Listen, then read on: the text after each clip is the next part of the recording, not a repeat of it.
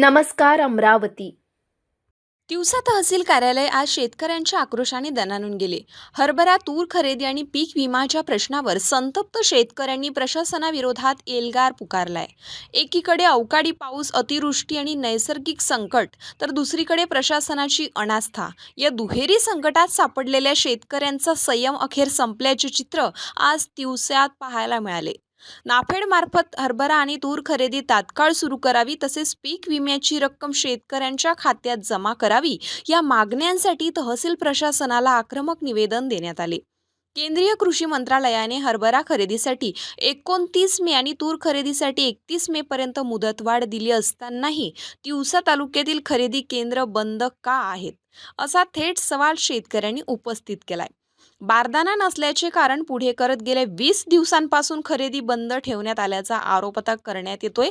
यामुळे हजारो शेतकऱ्यांचा शेतमाल उघड्यावर पडून असल्याने मोठे आर्थिक नुकसान होत असल्याचं सांगण्यात आलं। दरम्यान खऱ्या शेतकऱ्यांचा माल घरात पडून असताना चक्क 400 बनावट ऑनलाईन नोंदणी झाल्याचा धक्कादायक आरोपही आता करण्यात येतोय। या प्रकरणामागे मोठं रॅकेट असल्याची शक्यता व्यक्त करत उच्चस्तरीय चौकशी करून संबंधितांवर गुन्हे दाखल करण्याची मागणी करण्यात आली आहे।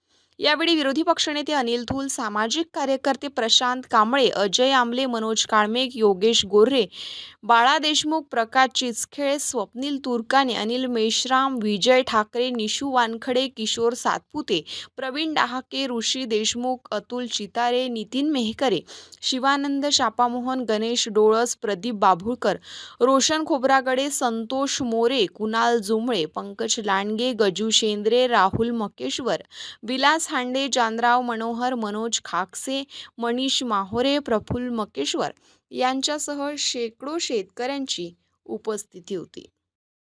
तिवसा कृषी उत्पन्न बाजार समितीची तूर आणि चण्याची खरेदी बंद आहे। बारदाण्याच्या नावावर 20 दिवस खरेदी बंद राहिली आणि आता मुदत आहे, पण लक्षांकाच्या नावावर खरेदी बंद केलेली आहे। हजारो शेतकरी आपला माल जो आहे, शेतमाल तूर आणि हरभरा हा घरी ठेवलेला आहे। व्यापाऱ्याचा मात्र रात्रीतून अपरात्रीतून व्यापाऱ्याचा माल खरेदी केलेला आहे। शेतकरी मात्र यापासून दुर्लक्षित आहे। आणि याचा नाफेडचा जो खरेदी विक्रीचा जो व्यवस्थापक आहे गोफणे, ह्या गोफणे सर्व अनियमितता करतो आहे। याच्यामध्ये व्यापाऱ्याला संचालकांना प्राथमिकता देऊन शेतकऱ्यांना दूर सारतोय। त्यामुळे या गोफणेवर कारवाई झाली पाहिजे। तातडीनं शेतकऱ्यांचा माल जो आहे खरेदी सुरू झाली पाहिजे। हरभऱ्याची आणि तुरीची खरीपाचा जो विमा शेतकऱ्यांना आजपर्यंत मिळालेला नाही आहे, तो विमा तातडीनं मिळाला पाहिजे। आणि तालुक्यामध्ये ज्वारीचा पेरा कमी आहे, पण 400 शेतकऱ्याची ज्वारीची नोंदी झालेली आहे। त्यामुळे या संपूर्ण अनियमितताची ज्वारीच्या जो नोंदी आहे त्यामध्ये तपासणी केली पाहिजे। कारण ज्वारीच्या नोंदीमध्ये शेतकऱ्यांनी नोंदी केल्या की व्यापाऱ्यांनी नोंदी केल्या, म्हणजे मार्केटमधून ज्वारी उचलायची आणि इकडे एपीएमसी मध्ये विकायची, हा धंदा, हा काही स्कॅन्डल सुरू आहे का? यामध्ये गोफणेची काही साठगाठ आहे का, ह्याची संपूर्ण चौकशी केली पाहिजे। आज या संदर्भातलं तहसीलदारांना आम्ही निवेदन दिलं, त्यावर कारवाई करण्याची मागणी केलेली आहे। ज्या मागण्या आहेत खरेदी एपीएमसीच्या ज्या खरेदी आहे नाफेडच्या, त्या तातडीने सुरू करण्याची मागणी केलेली आहे। पण हे संपूर्ण जर मागणी आणि कारवाया जर झाल्या नाही तर येत्या काळात शेतकऱ्यांचं सर्वात मोठं आंदोलन आम्ही उभारणार आहे।